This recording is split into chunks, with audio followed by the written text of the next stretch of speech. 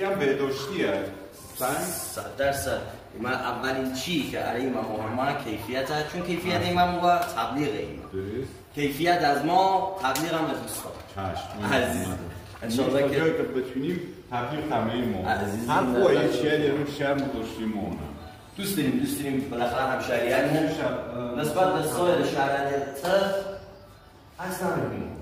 بتونیم یه جای رومانتیک برای جشن تولد که حتما تم تولد بگیریم. یعنی من تولدم با مدرم حتما یه قسمت از فن تولد و بادکنک آرایی هم به عهده یه بعد کیک می‌چی در گپ 100%.